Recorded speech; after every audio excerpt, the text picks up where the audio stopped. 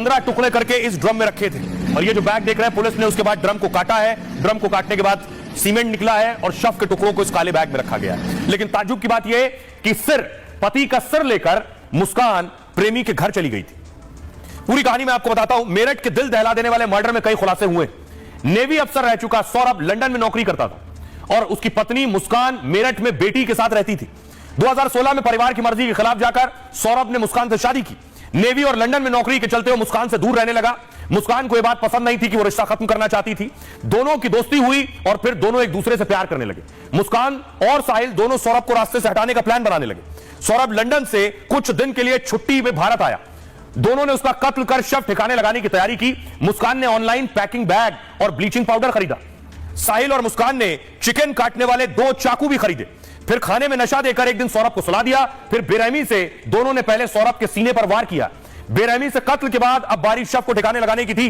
दोनों ने सौरभ के हाथ और सिर काटकर बॉडी के 4 टुकड़े किए। पहले इन्हें पॉलीथीन में पैक कर ठिकाने लगाने के लिए रात में घूमते रहे कि इन्हें कहां फेंका जाए, कैसे ठिकाने लगाया जाए। जब ठिकाने नहीं लगा पाए तो साहिल के घर चली गई मुस्कान। वो सर लेकर, वो बॉडी लेकर और वहीं सो गए। मतलब पति के कटे सिर के साथ प्रेमी के घर मुस्कान चली गई। अगले दिन बॉडी लेकर मुस्कान वापस अपने घर पहुंची। फिर साहिल से कहा एक ड्रम लेकर आओ, सीमेंट और रेत खरीद कर लाने को कहा। फिर ड्रम में सीमेंट का घोल बनाकर डाला और उसमें टुकड़े भी डालते गए। सौरभ के शरीर के ऐसे 15 टुकड़े कर इस ड्रम में डाल दिए थे। और फिर साहिल के साथ वो घूमने शिमला मनाली चली गई और वहां से जब घूम कर आई तो उसके बाद यहां खुलासा हुआ। आइए अब आपको सुनवाता हूं, सुनिए जरा क्या कुछ कह रही मुस्कान की मां और सौरभ की बहन। ये आई अकेले, मैंने कहा सौरभ जाए। सौरभ आई नहीं बिल्कुल टीवी से मिलने। तो कह रही घबराई पहले तो। मैंने कहा बता क्या हुआ मम्मी। सौरभ मेरा रोते रोते बोली। मैंने कहा कैसे मेरा, क्या हो गया, क्या बता।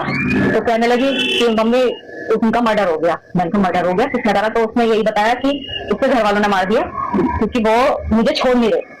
उसके घर वाले तलाक चाह रहे थे, वो मुझे छोड़ नहीं रहे थे, इसलिए उसके घर वालों ने मार दिया। मैंने कहा बेटा तूने बताया क्यों नहीं। वो इस समाज के लायक नहीं है, वो खतरनाक है दूसरों के लिए भी। और मैं दूसरे बच्चों को ये सबक देना चाहता हूँ कि इस तरह का कदम नहीं उठाना चाहिए, उसे सजाए मौत होनी चाहिए। वो लड़की पहले भी भाग गई थी, वो पहले से ही कैरेक्टर में खराब थी। पर मेरे भाई को उसको इतना ज्यादा प्यार था, उस पर इतना अंधा भरोसा करता था कि उसके बगैर उसका चलता नहीं था। उसका प्लानिंग ही यही थी और उसने पहले से ही प्लानिंग करके चली थी कि मुझे ये सब ले लेना है और मैं निकल जाऊंगी। उसे ये नहीं पता था कि मैं फंस जाऊंगी।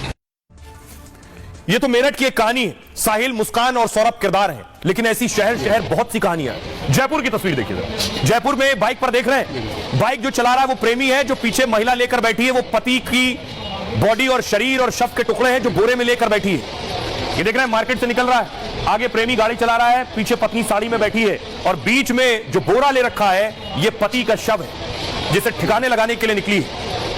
ये खबर मेरठ से है, दिल दहला देने वाली। अब आपको दिखाता हूं कि प्रेमी और जो प्रेमिका है दोनों को पुलिस ने पकड़ लिया। ये जयपुर की खबर मैं आपको दिखा रहा हूं। गोपाली और प्रेमी को अरेस्ट कर लिया गया है। इस पूरी कहानी के पीछे वजह क्या है ये मैं आपको बताऊं। बाइक पर किस तरह से शव लेकर गए ठिकाने लगाने के लिए, ये देखिए इस तरह से बाइक पर शव रखा गया। जयपुर में मेरठ जैसा दिल दहला देने वाला मर्डर हुआ। एक महिला ने प्रेमी के साथ अपने पति का मर्डर किया और फिर बोरे में पति की लाश को लेकर शहर में घूमती रही। मर्डर का खुलासा तब हुआ जब पुलिस को एक अधजली लाश मिली। जांच की गई तो पता चला कि मरने वाले का नाम धन्नालाल है। आगे जांच आगे बढ़ी तो सीसीटीवी खंगाला गया कि 2 लोग दिखाई दिए बोरा ले जाते हुए बाइक पर और वही बोरा था। पुलिस ने दोनों की पहचान कर गिरफ्तार किया तो राज खुला। पता चला कि धन्नालाल को मारने वाली उसकी पत्नी है।